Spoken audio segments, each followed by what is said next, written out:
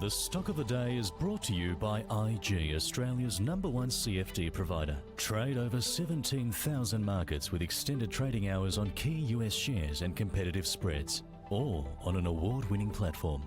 Get started at IG.com. And our stock of the day, or stocks of the day as the case may be, Seven West Media and Southern Cross Media are merging to create a common TV, audio and digital platform under the proposed merger. Seven West will own 49.9% of the combined business. Southern Cross will own 50.1%, between $25 and $30 million expected in annual pre-tax cost synergies, expected through the reduction of corporate overheads, operating expenses and facility utilisation. Seven West Chair Kerry Stokes saying the combined companies will be better able to serve both metropolitan and regional audiences as well as advertisers, and in fact he'll retire.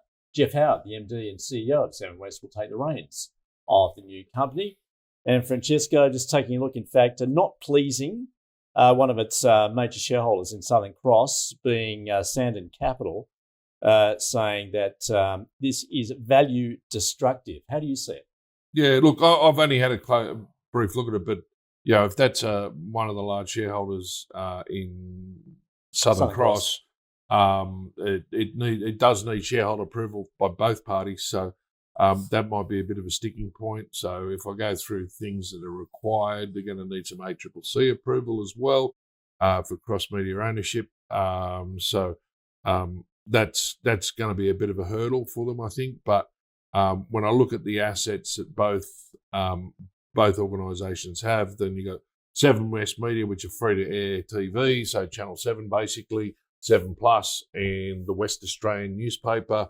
So they got some sport in there. They got AFL, they got the cricket, obviously other TV programs.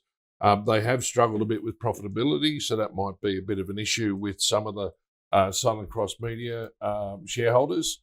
FY25 net profit of 17 million on a 1.35 billion revenue doesn't give you a great deal of margin, and probably creates a fair bit of risk.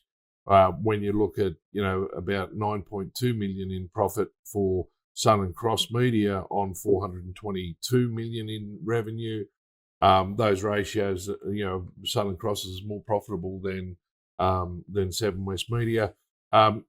Southern Cross, basically radio broadcasting, Triple M, hit network, not stations that I'm totally familiar with and listen, which is digital audio.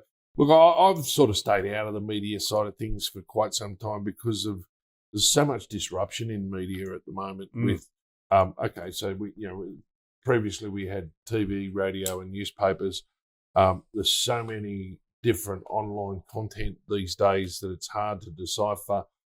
We're seeing a lot of, particularly at the retail level, marketing budgets being spent more on digital marketing than the traditional side of marketing. So it's a difficult one to look at.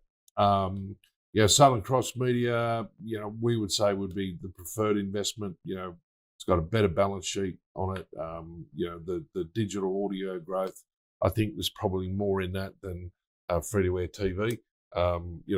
You got a captured audience when most people are in the car or whatever. They tend to either listen to their streaming services or the radio.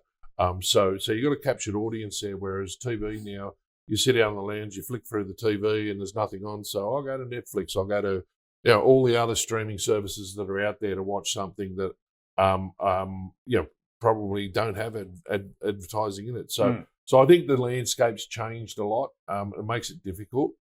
Maybe this is something that they want to sort of package up a lot of different streaming services. But would I say buy Southern Cross or Seven West Media? No, I'd probably avoid the landscape at the moment. Yep. I don't think there's a huge amount of value in it. Right.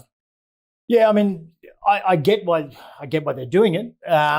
It is an incredibly competitive landscape, and having that end to end, where if you're going to go and sell media or advertising, being able to sell it across multiple platforms as one package, not only reduces cost to the companies wanting to do the spend, but you obviously would get some economies of scale there. And but yeah, we've had Disney, Tencent Music, and Netflix over the course of this year in US markets. You look at Nine Entertainment. I don't think they will have anything from a regulatory point of view because Nine Entertainment's essentially got the same model with twice as big. And look what's happened to that share price. And they've had 2 or 3 years to try to get that under control. So it will make some headline differences to the net profit with that 30 mil, but compared to revenue, what it just shows is their revenue between the two of them is 1.7 billion. 30 mil makes a big difference to the profit, but their margins are only because their margins are so wafer thin. Yeah. So just that scalability, with the global brands, I think their ability to have media, movie releases and things. It's not a space. I think there's a better global stock exposures to be involved in the space where there's going to be some growth. I think I think they're doing their best. Don't get me wrong, but if you want to see how the model has generally panned out, have a look at Nine Entertainment's look cheap for about 5 years, and it just will not go up. Seven West looks cheap too. So even to that degree, so does Southern Cross. They all look cheap, but they're cheap for a reason. And part of that is, I think, more the disruption. But I think for the cost saving benefits and the efficiencies, I think it's the right thing to do. But it's our job to tell people where they buy, hold, and sell, and I wouldn't buy it today. Doing your best is not necessarily good enough, it would seem then. So I'm taking that as an avoid also. Yeah, for me, it'd be an avoid. So that's a double avoid for our stock of the day, Seven West Media and Southern Cross. The stock of the day was brought to you by IG. Trade over 12,000 shares and ETFs, including major tech giants with extended hours on an award-winning platform. Get started at IG.com.